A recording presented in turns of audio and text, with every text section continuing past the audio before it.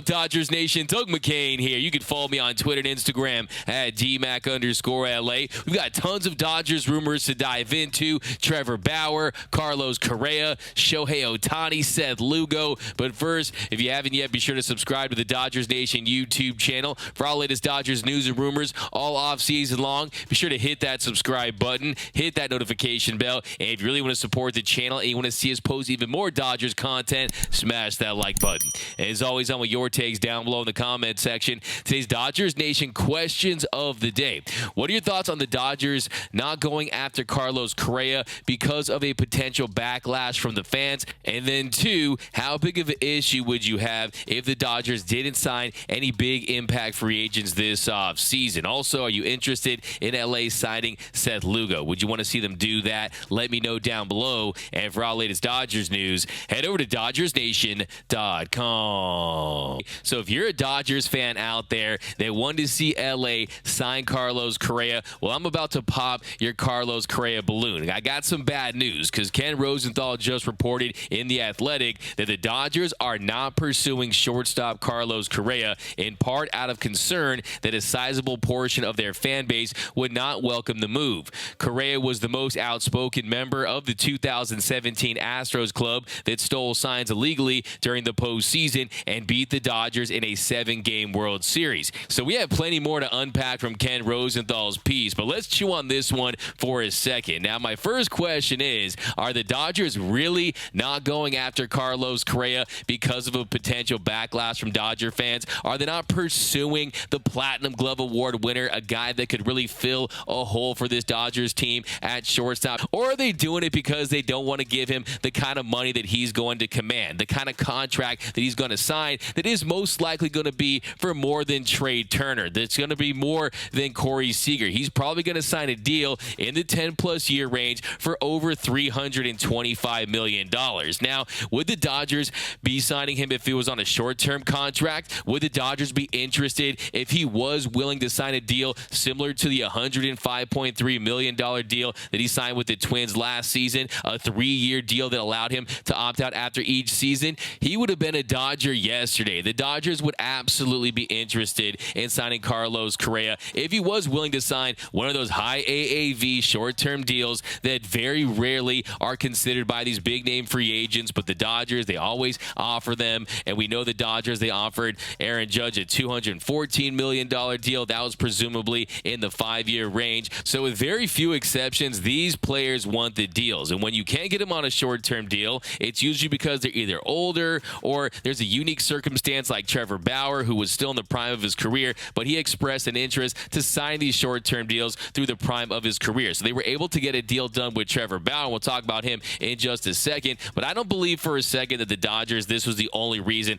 why they didn't pursue Carlos Correa. I would say maybe 10%, but I think 90% of it had to do with the fact that he was going to sign a 10-year contract. I don't think the Dodgers were ever seriously going to engage with Carlos Correa. I've said it this entire time. My prediction back in the summertime was that he would sign with the Cubs. Now I think he signs with the San Francisco Giants. That was my prediction when free agency began, that Carlos Correa would sign with the San Francisco Giants. And the number one reason why I felt like the Dodgers weren't going to sign Carlos Correa was because he was going to sign that long-term deal. Because it made no sense for Carlos Correa, who is the youngest of the 4 premium shortstops that were available this offseason, a guy that was coming off another 140 WRC plus season, had a 160 WRC plus his last 2 months of the year. He's proven enough to get that big bag, and you're not going to just continue to roll the dice, and you're kind of playing with fire if you're Carlos Correa by taking those short-term deals. So he's going to get locked up, he's going to get paid, and I think it's going to be with either the Giants or the Chicago Cubs. We'll see what the Padres do, though. The Padres, they are very competitive.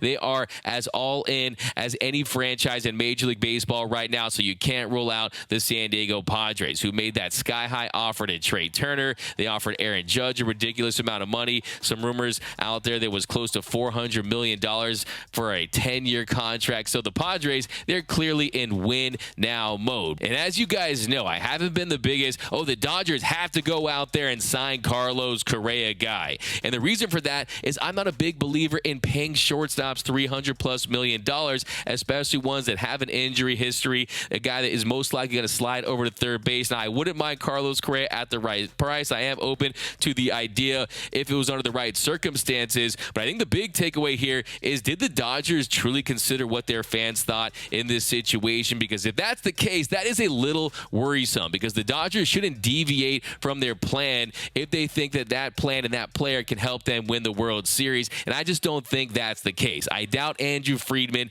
and the Guggenheim ownership group is sitting in a boardroom and they're out there panicking, thinking, oh, what is at Dodgers fan 2020 over on Twitter tweeting about Carlos Correa? And they're tweeting up a storm saying, I'm not a fan of the Dodgers anymore. I'm burning all my Dodgers gear. I'm not going to Dodger Stadium and buying $20 micheladas and $100 parking because they signed Correa. I don't think they're worried about that. I just don't think that is the case. To me, it was all about the money and the years, and that is the real reason why they won't be signing Carlos Correa. But let's continue to dive into some of these nuggets from Ken Pease. He would go on to say the distaste Dodgers fans harbor for Correa is not the only reason the club is reluctant to engage with him, or for that matter, any of the other more expensive players on the free agent market.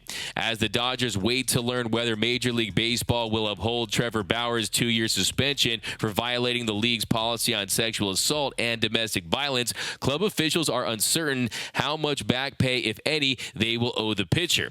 Bauer stands to lose $60 million in salary. If his suspension is upheld, the Dodgers will not owe him anything. But if the suspension is overturned or reduced, the Dodgers, as a third-time luxury tax offender, would be assessed penalties on top of his salary. As noted by the Los Angeles Times, the team's total payout could exceed $100 million. So yes, if Trevor Bauer's suspension is reduced, they do go and sign some guys, they could be in a position where they could hit that second tier of the CBT, the $253 million mark. And at that rate, you're paying 62% on the dollar for all the overages. So yeah, it could get very expensive. And my big takeaway here is this is also a Major League Baseball issue. Look, the Dodgers didn't suspend Trevor Bauer. Major League Baseball did. The Dodgers are still getting punished for the Trevor Bauer situation. I think at this point, the Dodgers might have a little Bauer's remorse just because it's taken so long to get a resolution. And yes, anytime you have litigation, anytime you have arbitrators involved, it is going to be a lengthy process. But this is a situation where it could cost the Dodgers. And if you look at the domino effect of this, look, the Dodgers are a team that signed Mookie Betts and Freddie Freeman. They have one more year possibly of Julio Urias and Clayton Kershaw. So they really should be in win-now mode. They should see their championship window as small, but they're having to wait around, and it's impacting their spending. So, look, there's a lot of talk about this youth movement for the Dodgers, and yes, that is a silver lining if they can't get anything done. I do believe in some of these young stars, but really this offseason should be about trying to get over the top, trying to plug in those holes and fill those needs to avoid what happened last season. Because, look, why else would you have signed Mookie Betts and Freddie Freeman if you're not going to take advantage of their prime? So that's definitely some bad news for Dodgers fans, and I know a lot of you out there want to see what's going to happen with Trevor Bauer. Will he potentially pitch for the Dodgers again? I've heard that no matter what, he probably will not. So is he going to be an asset they can flip, or are they going to try to buy him out? I mean, they're basically on the hook for that money no matter what after his suspension gets reduced. If that does happen, if it doesn't, then yeah, they don't have to owe him a dime. But yeah, there's just too much up in the air. They're in limbo with Trevor Bauer, and it's impacting him this offseason. So unfortunately, the Trevor Bauer situation continues to haunt the Dodgers to this day. They still haven't gotten a resolution from it. I'm going to do another video at some point this week where we dive deep onto the status of Trevor Bauer, Major League Baseball, and the Dodgers, so be on the lookout for that. But the bottom line, the most important thing right now is it's impacting the Dodgers in free agency in a very significant way. And then the Nuggets keep coming. Ken would go on to write, the wide range of possible outcomes is the one reason the Dodgers are planning to incorporate a number of young, minimum salary type players this season. They want to add a modestly priced starting pitcher, an affordable center fielder such as Kevin Kiermaier, and a middle-of-the-order bat. JD Martinez would make sense, though a left-handed hitter might be a better fit. But the Dodgers are unlikely to spend big, especially when they know the market next offseason might include two players they covet, two-way Angels superstar Shohei Ohtani and Japanese outfielder Roki Sasaki. So first things first, let's break out that Dodgers rumor meter. And for this rumor that has the Dodgers going after after Kiermaier and Martinez. I'm going to give us a 3 Dodger dogs. I definitely think there is some serious smoke here when you consider the fact that Kevin Kiermaier defensively, still one of the better outfielders in the league. He is a below-average bat, and maybe they will look to platoon him in some capacity.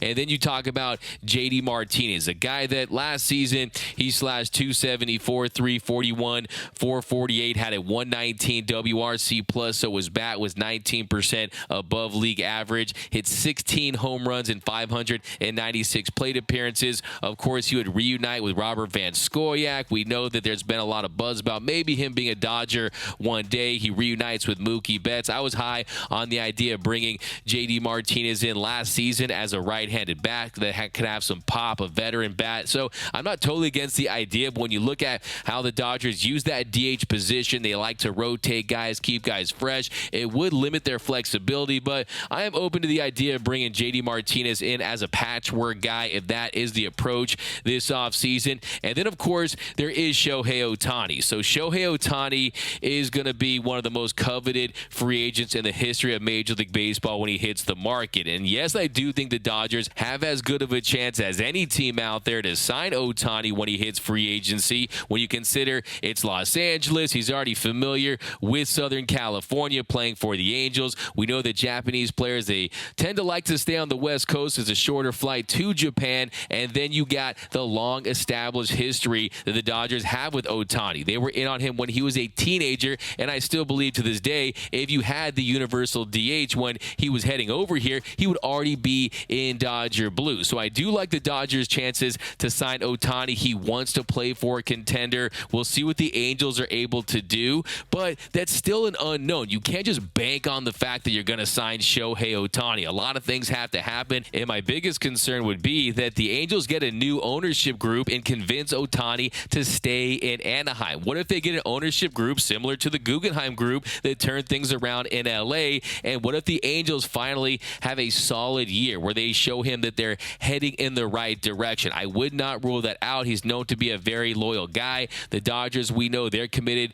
to winning the World Series, so maybe he just goes and plays for the Dodgers. So I like the Dodgers' chances if he truly hits free agency. There's going to be some of the big-name teams after him, but look, the Yankees just signed Aaron Judge. The Giants, will see if they sign Carlos Correa. When you consider the kind of money he's going to command, that's going to rule out pretty much 85% of the league. So the Dodgers will be in a good spot, but I still think the Angels are a team that might find a way to keep him in Anaheim. But I still think the Dodgers are going to be right in the mix for Ohtani when that day comes. But like I said, it's a big unknown at this point. And then you got Sasaki, who's a very talented young player. I mean, he's a guy that throws 100-plus miles per hour. He has that fork ball. He's a guy who's had so much hype around him, but we'll see if he makes it and what his posting fee is going to be and how that process will turn out. I do like the idea of bringing him in next season. And one more thing to consider with Ohtani is, will the Angels ever move him? Will it be this offseason? That's unlikely. But let's say the Angels struggle and it's clear that they're not going to be vying for a postseason spot. Do they look to deal him at the deadline? And wherever he ends up, does that team increase their chances of locking him up long term? We saw the Dodgers have success with that with Mookie Betts. They traded for him. They got a deal done before he entered free agency. Will a team out there look to just deal him and part ways with some top prospects to get them into their system to have a better chance of courting him? Now, it's going to be interesting. He is my dream free agent. I want Shohei Ohtani on the Dodgers. I've thought about it for so many years. It'd be fantastic. But like I said, it's not a lock. Now, we've got one more little interesting nugget to get into before we head out. And Ken writes that the Dodgers are interested in free agent pitcher Seth Lugo. Ken writes, right-hander Seth Lugo is drawing interest as both a starter and reliever, with the Angels, Dodgers, Padres, and Nationals among the teams showing at least some interest in adding him to their rotation. So first things first, let's break out the Dodgers rumor meter. And for this one, I will also give it a 3 Dodger dogs. I think there's some serious smoke in the Dodgers' interest of Seth Lugo. They're out there looking for maybe this year's Tyler Anderson. He's another guy that has a deceptive delivery. Only difference is he's most likely going to help the Dodgers primarily as a reliever. In 278 career games, only 38 of them have been as a starter, and he has a career 3.48 ERA, a 24.8 strikeout rate, a 6.7 walk rate, a 44.1% ground ball rate, and his His ERA as a reliever is at 2.91 and at 4.35 as a starter. So he clearly has more success coming out of the pen, as evidenced by that difference in ERA. And then also he gets more swing and miss. He's had more punch outs as a reliever as well. And if you look at most of those starts, they came in his first 2 seasons. 26 of those 38 starts came in his first 2 years. And the most starts he's ever made in a season was 18. That came back in 2017. So, yeah, like I said, he's much more effective as a reliever. Does have a nice dynamic pitch mix. Goes with that curveball 33.5% of the time. Then he works in that four-seam fastball, the sinker, the slider, and a changeup. Now, Seth Lugo isn't a guy that's going to move the needle, but he's a guy that could definitely give you some quality depth and someone who can come out there and help this Dodgers team if they're looking to be a little more cost-conscious this offseason. But if you look at the market this offseason when it comes to relievers are getting paid. Look what Chris Martin got. Look what Tommy Kahnle got. Look what Kenley Jansen got. And you look at the other teams interested in Seth Lugo, that Padres team is a team that really was working that 6-man rotation. They were looking for that depth and looking for some long guys, so that's a team that could be interested in him. The Angels, they've shown finally with the Tyler Anderson sign that they're willing to invest in pitching. So it's not going to come super cheap for the Dodgers, but I definitely think they need to add another reliever when you consider the fact that most of these guys have just signed elsewhere. The Dodgers got Shelby Miller. That is the big offseason prize so far. It's like the Avengers when Thanos snaps his finger and everyone starts fading away. That's how this offseason has felt like for the Dodgers. This offseason feels like when you're driving home as a kid and you're in the back seat and you spot a McDonald's and you tell your mom, let's go to McDonald's, but then she tells you, no, we have food at home. Well, the Dodgers, they're getting the food at home signings so far this offseason. But let me know down below in the comments section, what are all your thoughts on the Dodgers not pursuing Carlos Correa because of a potential backlash from Dodgers fans? Do you think that's the real reason why they're not going after him? What are your thoughts on JD Martinez, on Kiermaier, on Ohtani, on Lugo? I want all your takes down below. Trevor Bauer as well. My name is Doug McCain. You can follow me on Twitter and Instagram at DMac_LA. For all latest Dodgers news and rumors all offseason long, be sure to hit that subscribe button, hit that notification bell, and if you want to see us post even more Dodgers content, smash that like button. And until next time, think blue, bleed blue, and I'm out.